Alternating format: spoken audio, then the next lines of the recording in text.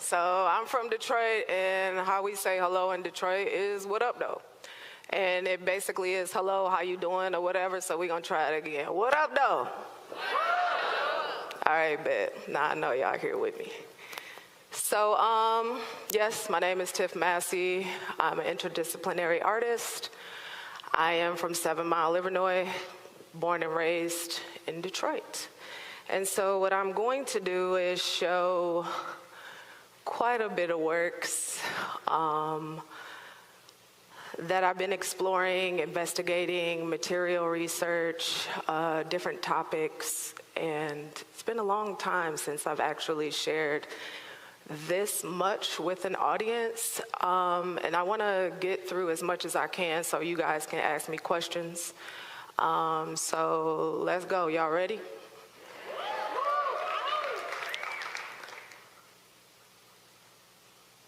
What up, though? So what you probably don't know is that I have a bachelor's of science, and I went to Eastern Michigan University, which is right on the outside. I wanted to be a veterinarian, but the whole time I was pursuing art. And then when I got to Eastern, I took jewelry, which I had jewelry in high school. And, you know, to get that art credit and stuff, y'all know what this is, right? We trying to graduate, we trying to do what we need to do to get to the next level or whatever. And I took jewelry for 9 majors. And I'm like, I love this shit, you know?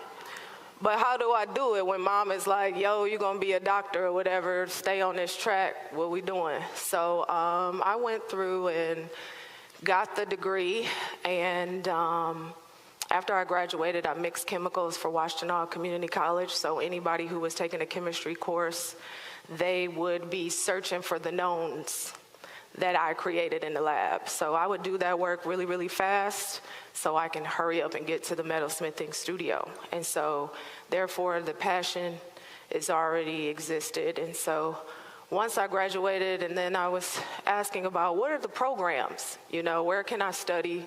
I'm interested in jewelry. I love Jacob the jeweler. I don't know if anybody is familiar with hip hop, but he's basically the jewelry designer that basically did everybody's jewelry. Kanye, Diddy, I know we ain't saying his name right now, but y'all know what I'm saying. Like that whole platinum resurgence in the jewelry becoming larger than life, I was very inspired, but I wasn't using that same materiality. It was basically about the materiality, the weight, the scale of things. But then also too, like I got this biology degree, so how can we tie the two? So that led me to lichen. So this is work that I was making after I left Eastern Michigan, and I was at Wayne State at the time pursuing a master's program in art. And I was trying to basically figure out how to connect, you know, my biology background to this adornment arena. And so I was creating these rings that look like lichen, which are just minuscule, you know, organisms that are basically covering everything outside. You probably can't see them right now because it's cold. But, you know, I was thinking about what if, you know, these objects had a symbiotic relationship with us.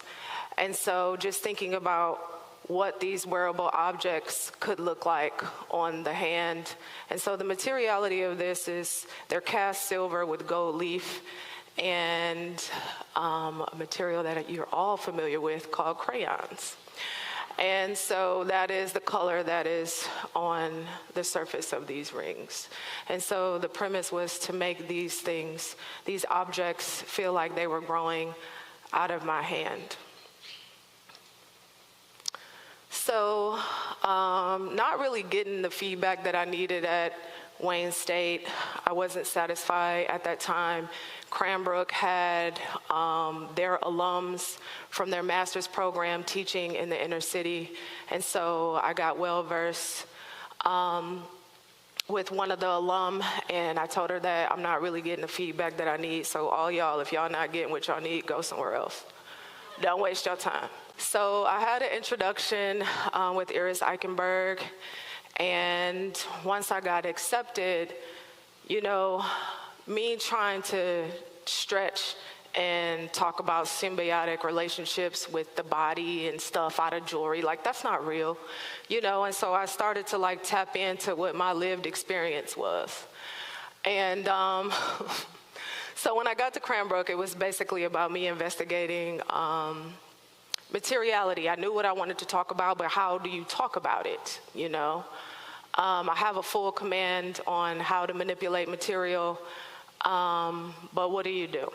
So, of course, I have a biology background. I don't have an art background. So the first things that I did, I shaved the side of my head. I wanted to look like an artist, you know, and then everybody else is just looking regular. So I'm like, damn, I'm doing too much.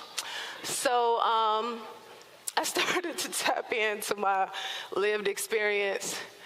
And so, y'all, I'm 42 years old, forgive me. I do not remember all of the bodies of work the titles. So I called it Untitled Dicks. And this is just a little slight work of the early works that I did when I was at Cranbrook. And so here we go. So, yeah. So I was doing a little interracial dating, you know. And, you know, like, guys, y'all, when y'all dating black women, y'all should probably not talk about the size of your dicks. Like, don't count yourself out already, right? Like, you know what I'm saying? So, okay. So then I decided to weave a penis out of wood, you know. And the length is so it can wrap around your neck 3 times. I don't know, but yeah, that's where I went with it. And so, probably had a lot more humor in my work back then. And so, you know, work with me. So like, yo, guy tried to holler at me and he wake up and now he's equipped because he told me he wasn't before, right? And so like, okay, well, what is that interaction like? You know, and yes, I did crit this. I did have a critique with all my colleagues, and yes, we talked about it. And then what happens when I have it, you know? So, yeah, you know, had to show y'all a little funny stuff. So this is actually the work that I graduated with at Cranbrook. It's called They Don't Want to Sing My Song. They want to sing my song, but they don't want to live it. And it's basically about the black experience, right? You know, like everybody likes the music, they like the food, but hell no, don't nobody want to be black, right? And so that's what I wanted to talk about, you know, the appropriation of blackness. I was using a lot of fashion photography as, you know, a way of communicating these things. And so these are the objects that I made at the time, still utilizing fashion photography as a mode to get the products and the ideas across. So I was at Cranbrook heavily only thinking about the body. There was one moment where I made a large-scale sculpture, which you will see. It is also exhibited at the DIA currently, and that was when I started to investigate scale. So these are some of the larger works from this time period, and so this is like 2009 to 2011. Detroit, obviously you already know, I put on for my city. So I was curated in an exhibition, it was called Trashin'. You know, it's like Detroit, everybody talks about Detroit. Detroit has been used as a pejorative for years, you know, and so the goal of the exhibition was for you to find trash and then basically turn them into pieces. And so I took that shit serious because I never thought Detroit was a pejorative or was trash. It was always a gem to me. So the objects that I found, books, I placed the found object as the focal point in these wearable objects. These are all necklaces. So in this piece, there's like caution tape before. There's some broom bristles that I found. Oops, sorry. glass from one of my favorite buildings that has been abandoned for a long time, and some children books. Je ne sais quoi. So, hair. So this is the first time that I started to investigate hair and adornment, and the conversations that we are constantly speaking, the labor was actually involved. And so, interestingly enough, I've been teaching off and on since I was in grad school, and one of the after-school summer camps that I was teaching at, I was teaching them the coil method of how to make baskets out of fiber. And interestingly enough, the same technique is how you can create locks, faux locks, same techniques that you see here. And, I just started to think about, the hierarchy of objects, and then what do we consider valuable and not valuable. And a lot of these traditional hairstyles mean that you're a royalty. So this is the start of the series where I was just making individual objects, looking at different tribes, Membektu, how everyone is adorning themselves, moving through the diaspora to contemporary times. And so I went back to that work in 2018 and added more pieces, and so this is how the work exists today. Facet. So because I have this jewelry background, I wasn't necessarily satisfied with scale. And so this piece in particular, it was a bracelet. And so that's usually how I work, which is not how you basically are introduced to other artists that basically come to jewelry. They usually come to jewelry as a medium after the fact that they've made it or whatever, but I'm a jeweler and I've moved to sculpture. And so this originally was a bracelet that I made for myself, and I was curious about how every time I laid it down, it was a different orientation, and so I wanted to increase the scale. And so I increased the scale, and all my colleagues just respected it as sculpture when I thought they would interact with it. And so I asked my colleagues, can you help me move it to the critique space? And I filmed the procession, which to me seems like the Passion of the Christ, because I ain't doing nothing. And I got everybody else working. So, that was the start of me filming, how the works are being moved. And this piece is really about teamwork. Nobody can move differently outside of the other person. You have to, move in unison. And so, if there's ever a work retreat or everybody acting up and you don't know if everybody on the same team, y'all probably should come and move this piece, because y'all will all have to be aligned for this thing to actually move. And I wasn't satisfied with the wooden scale. It was slightly smaller than what is actually on display at the DIA, but this is that same piece that is currently on view. Vanity. So, I don't know how y'all feel, but if y'all get a piece of new jewelry or a new outfit or you got a new haircut, you feeling fly.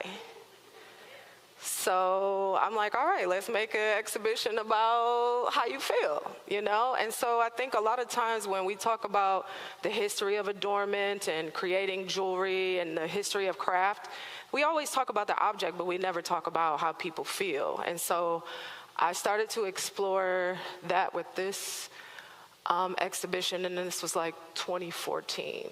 And so all of these faceted bricks out of steel were basically the mirrors, and I had, as you can see in this piece, little vanities, and you would have to walk up to this table and you would see that there was a necklace. And so this is the first time also that I am having the audience participate and put on the necklaces. And once, you know, having a photographer come to the opening and the closing just to see how people feel, like people adjust their posture, they walk differently. He feeling his soul. What we doing? So like that's the whole point, you know? And it's like nobody talks about that. Like we make the pretty objects, and especially if it's some jewelers or metalsmiths in the house, we worried about the clasp, the earrings, the technicality of it, the front, the back. But we're not talking about or capturing like the smiles on these people's face, the swag. Look, that's swaggy. What we doing? She ready. And this is basically a gallery view of what that looked like. And here are all of the necklaces that were on display during that time. Welcome to Detroit. What up, though? So I was asked to participate in a triennial in France, Lila 3000, and they asked Detroit to be a participant. And so Detroit was actually representing the nation, and I don't understand how it wasn't no press on this. You know, it's like every other country, it was like Brazil, Korea. And so what they were tying in is that we had an abandoned train station. And so they were talking about the connective tissue between, you know, the abandonment of industry and how we're the same. And I'm like, we ain't the same because this train station looks great. And the train station was the setting for the exhibition. And so I'm going to show you some of the images that I added to that installation. And so these are from me taking my jewelry for a walk. And these are all the people that I basically encountered, and this is basically Detroit as hell. You know, do y'all see this dog in the stroller and stuff? Like, I'm just mad that I didn't have enough jewelry for everybody in the picture, you know? But it's just really the essence. We here, it's love. Y'all will see this come up later. So yeah, I mean, at the time, I mean, gentrification, Detroit, moved to Detroit, what we doing? And so like, I'm questioning even my own participation at this time, but like you asked me to participate, to represent in France, and so I'm looking at the lineup of the other artists, and I know the other artists don't look like me. So what we had to do, we had to paint all the walls black just because my black ass ain't there. At least something is, you know? I mean, we the blackest city in the nation, Detroit. Like, we had top stats. So like, I'm always gonna talk about that because whatever, you know, my experience growing up, it was very, very beautiful, and outside of what, you know, the pejorative stories or the stories that were told. And so if I was the only black artist that I saw representing Detroit, it needed to basically talk about the whole story that was basically happening at the time. So this was the first time that I thought about an entire space and doing an installation. And so I have the windows have faceless mirrors to where people are just viewing into the space. There's my stuff on guard. There's some of the jewelry. There was not people to watch the work, so I could not have it available for people to be able to wear. Probably wouldn't get back to me. But yeah, this was the first time that I painted a mural as well, and said I would never do that again. Shout out to the muralists who are using their whole body to, you know, make this work and adorn spaces in other capacities.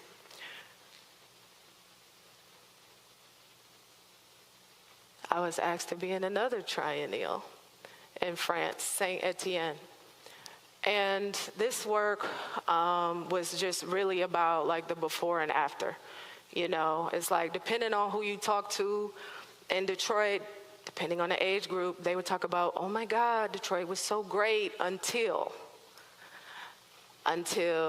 Detroit became black. Oh, my bad. So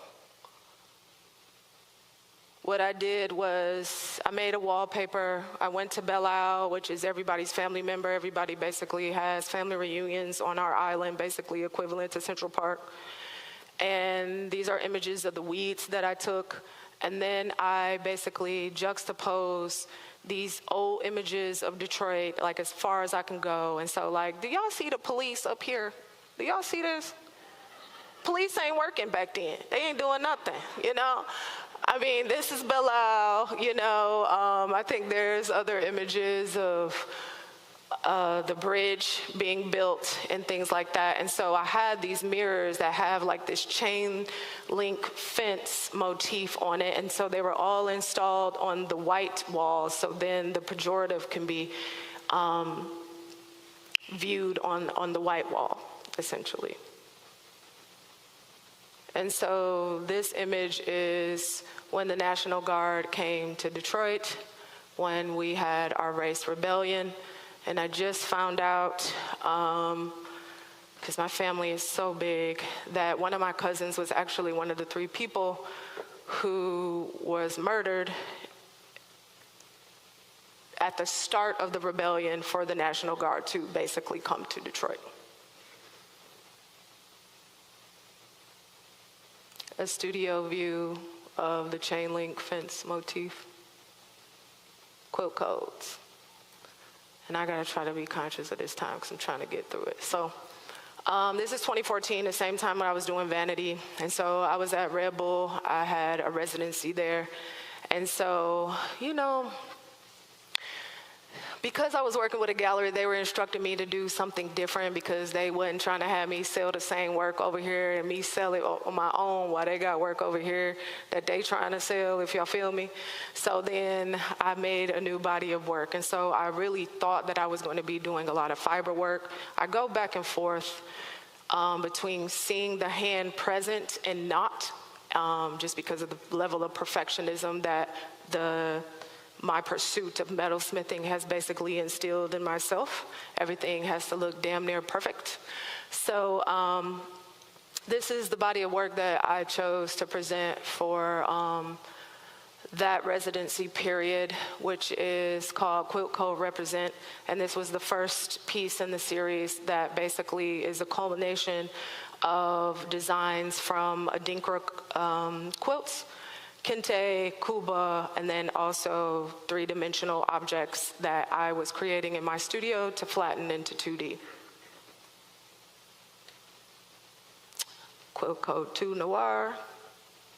Then Facebook called, they call Meta now. And so this was my first large commission. Had a studio visit with Facebook. They were building a headquarters in Detroit, Birmingham. So they were doing a studio visit basically to, you know, adorn the walls like they do at their headquarters. So every building at Facebook in Menlo Park, Instagram or whatever, anything outside, they make sure that they have curators, they have an art program, and I was commissioned to create one of my quilts. They said it did not belong in Birmingham, it needed to come to Menlo Park where Frank Gehry's was building the new headquarters. So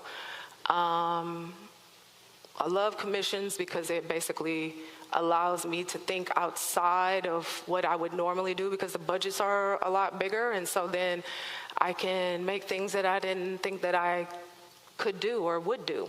And so this is, it's on 2 walls. Forgive me for not showing a video, but I use a lot of reflective material in the works that I make, so there is no separation of the viewer and the work. And this was basically the start of that series. Then Kresge called and said, "Whatupdoe, where's ours?" And so I'm like, "Bet, I got you." And so they were building out a new Detroit headquarters, and they wanted basically sliding pocket doors for privacy for their conferences. So it's 2-sided, 2 different designs. Then Ford called. let's go. Who else calling? You know, I'm just like, who else want one? You know, and so Snow Hedda was the architect. This piece is in Dearborn, located in their FXC building, where they basically launch new cars and new design on their campus. Spring, I'm just showing this. I actually won a competition for the Knight Foundation.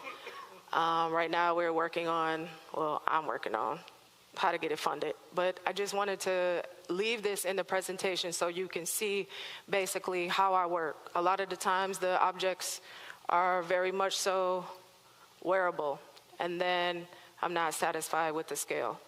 And so then we like, yo, what we doing? How can we adorn multiple people at once? And that's why the scales have been getting larger to architectural scale. And this was supposed to be permanently installed at the Charles H. Wright. We're gonna see who want it for real. But right now, it's basically still a concept. So jewelry box. So all the rings that I used to wear, every day I would wear these rings out. I at one point would just sell them off of my body or whatever, just because of the popularity of like, oh, I want that, well, I want that, and then I stopped. And started to really just think about, what is it? What is the demand? Do people really want this jewelry, or do they really want the experience? And so in 2018, I had a solo exhibition at the Library Street Collective, and this is when I first introduced the jewelry box. And this is highly in reference to how I got introduced to jewelry. It's like my dad used to go get custom jewelry made. We had a family jeweler. I used to go to these jewelry stores, and you know, the scales of things when you're little are much larger. And so basically I wanted to recreate this moment here. And so I basically have, they look like chess pieces essentially in this installation. And so all the gold pieces are basically me making these rings where you can see the hand. There's not this level of perfection opposed to the steel pieces where it's just perfectly crafted. And 39 Reasons Why I'm Not Playing, that's the name of the brass necklace in the back. And yeah, I'm not playing. Now it's 42 Reasons Why I ain't playing. But yeah, these are actually objects that I made for myself, and now they're large. This is your mama's earring. Somebody mama. But like moving back to, you know, that feeling of like when you are adorned, I really started to think about what that concept was. And so I won a Susan Beach Award, if my jewelers know what that is. Some coins, you know, to, you know, put on an exhibition, or if you wanted to print a catalog and things like that. But I really wanted to push this idea of, you know, what is it like in trying to capture, you know, that feeling of when you are feeling yourself because you are adorned or you look good and things like this. And so I created this very expensive piece. And let me show you how it works. So basically the idea of it was, well, I couldn't really execute it because of COVID, right? So we can't really share things. And so I wanted it to be a jewelry piece in the middle of a room. You pick it up and then you're on the wall. So you're the most important object. It's not necessarily about the piece that I created. And so being that I couldn't have that one object, I could at least create the setting. And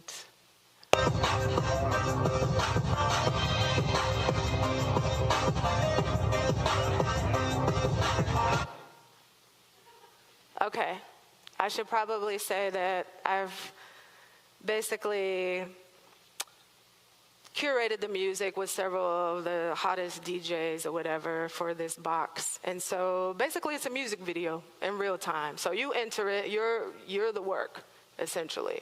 So that's why all the green screen and things like that. So the music is playing, and so then, of course, everybody's feeling themselves. Everybody want to see themselves. So here's like a few of those images.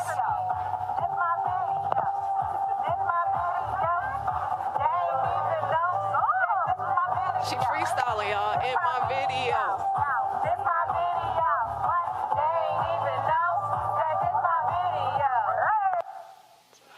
So that was the woman in the white over here saying that. So she's actually in the space. She's not recorded on the track. She was really feeling herself.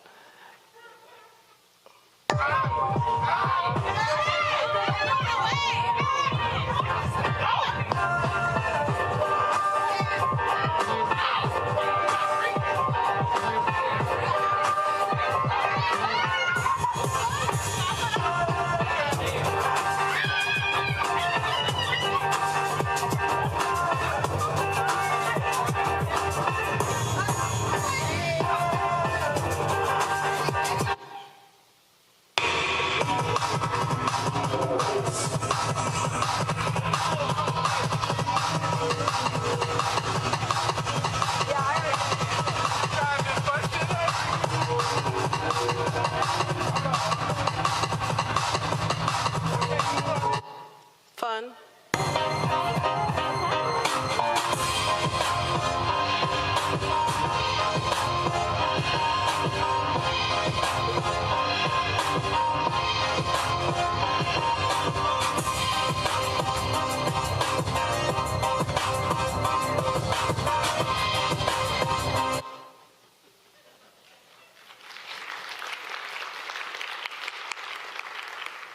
So music, I mean, if I'm inspired by hip hop, the culture, it only makes sense that I'll probably make some.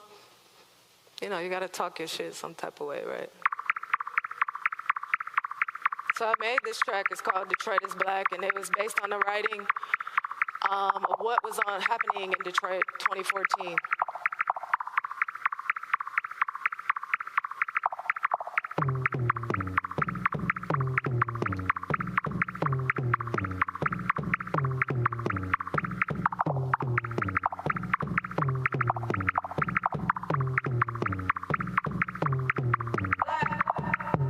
What you're doing. It's kind of hard not to have pride for Detroit.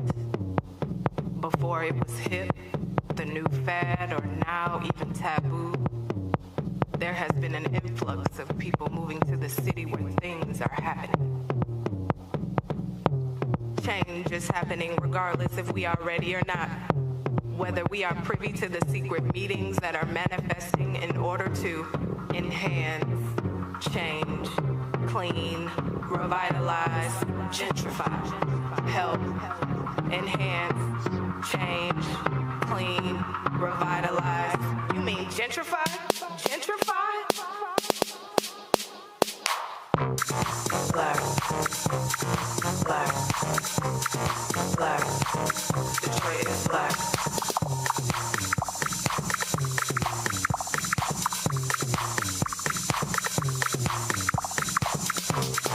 Black, black, black, Detroit is black.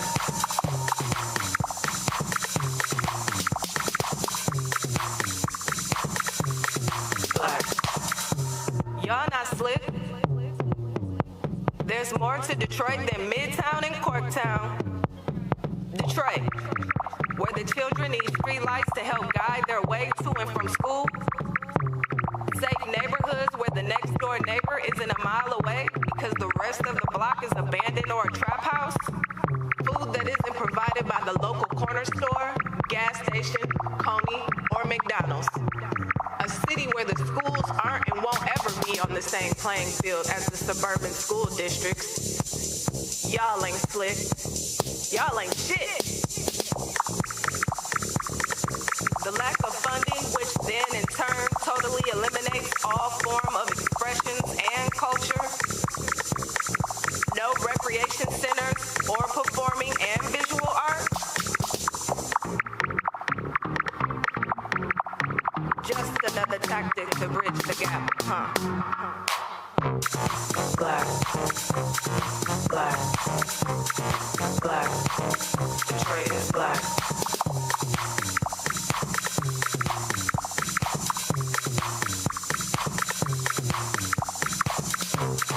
Black. Black. Black. Detroit is black.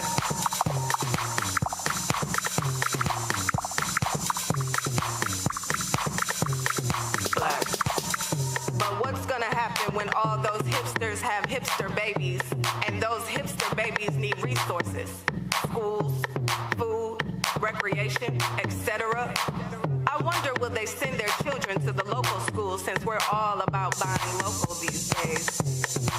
Maybe this will result in better teachers or teaching institutions where the people in charge won't ever become complacent. I know I just went on a rant, but know this.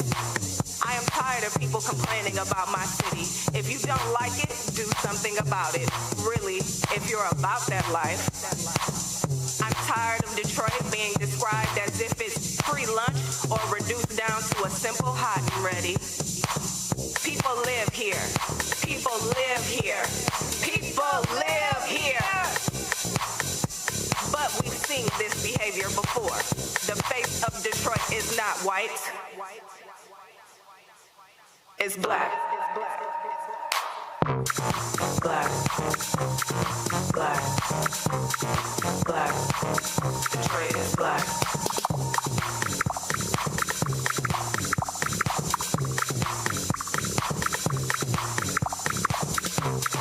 Black. Black. Black. Detroit is black.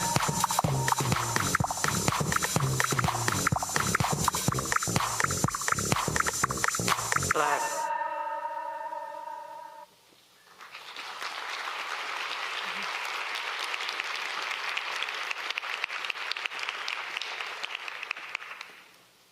Community. So community is huge for me. I had really no idea, I guess, until my studies at Cranbrook, and I was the only black woman on campus, outside of custodial and people who are a part of the staff. And that really, I'm like, how is that even possible when black ass Detroit is right here, you know? But institutions are designed a certain way intentionally. And that basically left such a strong impression that I started to think about not only being vested, but invested, especially in Detroit. So one day when I was in my feelings, like all of us artists are at one point or another, feeling real down on myself, I got a notification about this. I don't know this woman, but she saw some of the things that I was doing when I was teaching in the inner city with my students, and she decided to teach her children in Chicago a similar curriculum. And I instantly got my ass up out of my feelings, and it's work to do. So I always reference this photo so I can keep going. I'm sure that I will be blowing this up to poster size in my studio once I get settled with myself, because I keep growing exponentially. So with that whole moment in 2017, acknowledging, you know, the popularity of Detroit, gentrification, I was really worried about me having a space. And so I was able to secure a space for myself. And I'm like, bet I don't ever have to leave. It's in my neighborhood where I grew up, 8 blocks away from my childhood home. And then once I started to come to the lot to try to take care of the grounds, I would see a lot of children walking around, and I'm like, damn, that was me. You know, what can I actually do to actually give back? And so I knew that I should not get, you know, settled in that space, because I couldn't share space. But this is my face when I got into the building to actually see what I did. And you can see it's like, oh shit, like this development game is no joke, is not easy. And I do spend quite a bit of time thinking about land and how to be a steward of the land and actually create space for other people to feel safe and comfortable in wanting to create. So, which led me to do my own festival called Whatupdoe Fest. And you know, a lot of times I don't know what the hell I'm doing. I'm not even gonna front y'all. You know, I got the idea, I believe in it. And so then I talk to my friends. If they believe in it, then bet, let's go. How much is it gonna cost? Okay, we'll figure that shit out. So I talked to a friend, he was like, yeah, bet, let's go. I'm like, okay, we only got 4 weeks though. And he's like, let's go.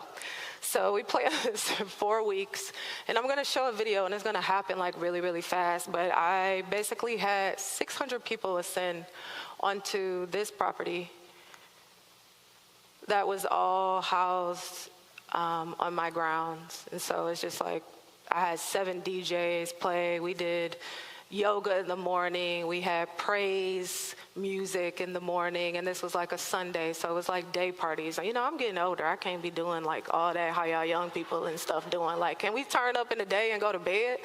You know, like sleep is important, y'all. It just really is. But I was really shocked at the people who like actually pulled up on me. Like, you know what I'm saying? Like the love is really real, and it is heavily felt contemporarily because people are definitely letting me know what's good. But it was definitely a beautiful experience. I was able to tap into the culinary artist, and so everybody was able to like make money. I curated my first exhibition that day, and you know, people sold art for the first time. I've had friends that are collecting art for the first time, and so it was a beautiful experience, and I plan on, you know, doing this type of work again. So 7 Mile Livernois. 7 Mile Livernois, that's the name of the exhibition at the DIA. Is definitely the intersection where I'm from. If you talk to any native Detroiters, we're not talking about the name of the neighborhood. We usually give you east side, west side, what intersections, whatever you're from.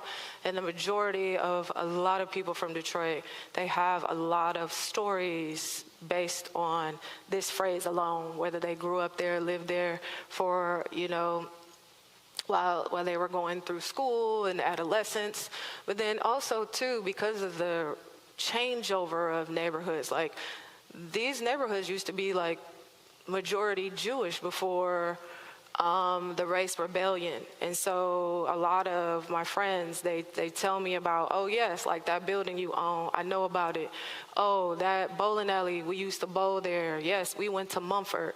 And so I started to actually get interested into the collective stories. We'll hear about that later. But once I was approached by Katie about, you know, doing an exhibition at the DIA, I'm like, hell yeah, let's go, right? You know, of course, right? You know, and then they're like, okay, can you respond to our permanent collection? And there was definitely a couple works that I wanted to respond to, and one was definitely the Donald Judd, because I remember when I was a kid that was the piece that I always wanted to climb. And of course, like, yeah, you know, I mean, visceral experiences, like you never know why you remember things. Sometimes it's smell, sometimes it's the materiality, sometimes it's the people that you're with or whatever, like you never know. But this is the promo for the exhibition. And I really just wanted to highlight my mom. I'm wearing her fur, which you cannot see.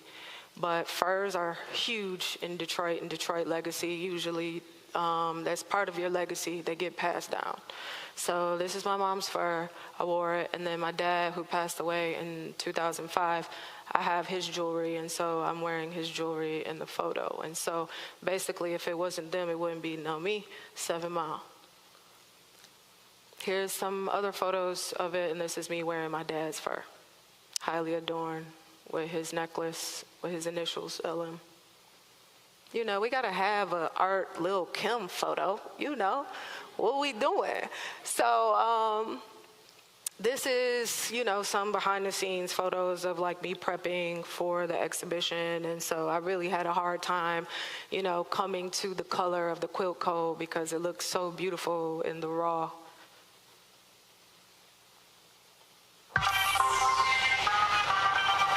Yeah. Whatupdoe.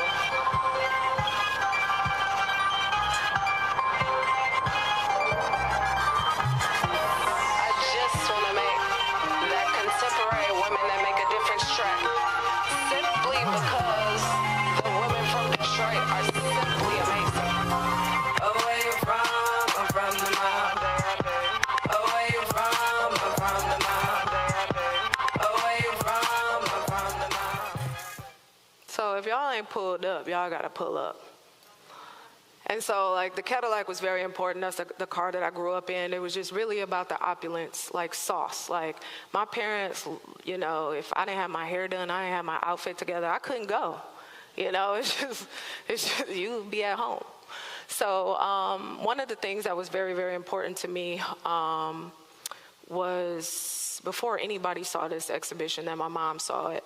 So my mom had open heart surgery during the time that I was prepping for the DIA, so I was scared shitless, but of course, like, my mom would be like, get your ass in there and do what you need to do, like a mama would, you know. So it was just very important to me that she was, and my sister, were the first people to see the exhibition before everybody did, and so I wanted her to see, look at my mama, okay, y'all, like, this is where I get it from, just in case y'all didn't know. You know, it comes from a place, and it's her. And so I also wanted to show, like, you know, we're all inspired by different people. And this is my first jewelry teacher that I had when I was in high school. And I totally lost my whole shit when I saw her, because I'm like, yo, it's you. You are the reason, outside of my mama and my daddy, of course, that I am here, you know. And it was very, you know, a touching moment, and a moment that I'll never forget, because I think she was just only at the high school for like a brief moment, and she was like, yo, Tiff, I never forgot about you. So I always do this pose every time I'm representing, because I've been doing this pose for a very long time. But I just wanted y'all to see, like, this is basically what I intended for the work, for people to be able to walk through the piece, for you all to be adorned at the same time. Might not happen at the DIA for you to experience that, but once I get these objects outside, I will invite you all over so you can experience. So this is that 15,000-pound necklace that Katie was talking about earlier. And so during the prep of the exhibition, really, I mean, it was a lot of hold up, just because we thought we was going to break the floor. And I'm like, whatever, publicity is publicity, you know. Well, no, we want the DIA to hold, the floor to hold. So yeah, so this is one of the pieces that are based off of my necklace designs that are called Cubed. I don't know if I was really supposed to go through this, and I don't know how we are on Q&A time, but, you know, if you haven't seen it, I don't want to spoil it, but even if I'm showing you the images, the scale is different. Like, it's just like seeing the Mona Lisa, then you go see it, you see the thing like this big and shit, and then you think it's like huge. So this is baby bling, and so, like, I'm not sure if a lot of people are familiar, but these are hair ties. And so basically what I'm doing is covering like just adornment in general, like how we adorn ourselves. And so I'm going from like adolescence to adulthood to when you get, you know, protective styles, you know, to basically protect your own hair. This is weave, Kanekalon. And I love that name. Kanekalon, had to say it again. So basically these are portraits. And so a lot of these hairstyles I've worn, a lot of people have worn. And so like the blank canvases are basically for other people to turn around and add to the installation. But, you know, a lot of times I was asking myself, like, who is missing, you know, from being a little kid and having barrettes and beads or whatever into like adulthood, or where you grown and you going to the club or whatever, you going to the beach. You know, I wanted to try to capture all of that, but then also, you know, to talk about the labor and, you know, what we actually go through, Black women. Hours. You know, I used to sit for like 8 to 10 hours every 2 months or something for a style, a look. I mean, the adornment and, you know, is just really just in the blood, really, diaspora.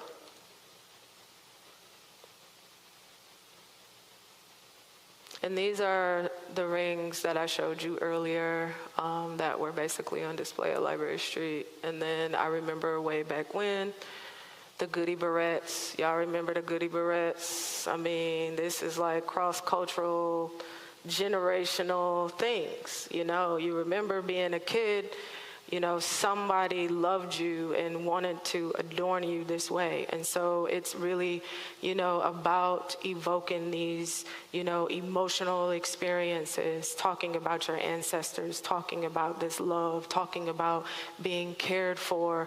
And so in that second gallery, that's where a lot of people actually break down. I mean, I lost my whole shit showing my mama, and I'm like, damn, I never cried in my own exhibition. And so I guess that's probably why everybody else is, because I felt it too. But yeah, 39 reasons why I'm not playing. You know, it's just a stunting moment. You know, you got to step outside and show, you know, what Kendrick say. Sometimes you got to step outside. And so, I haven't actually been able to process what this exhibition is like, so if y'all want to ask, I can't tell y'all, you know. But every day I am getting messages, images of people and their families, but like to me, like this is really what it's about. She lived, her hair extensions, the exhibition. Like, do you see this girl? Like, this is her everyday life. This is not basically normal for any institutions to be able to show on this level of magnitude, you know what I'm saying? Like what we go through on a regular ass basis, and it'd be like the little things, you know? And so my favorite, what we doing? Yo, like take ownership. You thought they would have made it. You know what I'm saying? And so like this is basically what it's about. Like the community is taking ownership. They see themselves. They talk about it. Like we don't even need docents no more because they telling people what the work is about. Oh, you don't know? I'll tell you what it is. And so I'm like, this is the first time that I've ever experienced it. And so sometimes I like to sneak in, but then they'll be like, Tiff Massey is here. And then my whole spot gets blown. But, I mean, it's just, what we doing? I'm just like, ah. So, I do a lot of screenshots or whatever because I think it's also important to basically document how we are receiving information as well. And so, this exhibit is iconic. Can't wait to bring my daughters. Thanks, sis, because this is what our next generations need, to see themselves represented in art. You're a true inspiration to young Black women. So I don't know how I'm not crying all day, every day, but you know, I try to keep it. Whatupdoe? Just had to tell you the exhibit was exquisite. Made me proud to have that. You know, I feel seen. You know, I don't know how many people can actually say they feel seen. You know, and so I would have to say it's very successful outside of 150,000 people saying that they want to pull up. Oh, I got a red light, I got to stop. So I just want to leave with this. It's been so much love. And so like Katie said, you know, we're doing some After Dark series, March 7th. Please put it down. This was the last experience that we had for the After Dark series. And I was shocked myself, all the people that... Hey, yo, 7 Mile and Livernois After Dark. It was a whole vibe last night at the Detroit Institute of Arts. Now, there was so much love in the building, it felt like the whole city popped out, even the kids. Go, go, go. Now, I've never seen a DIA this packed, more than 50. Damn.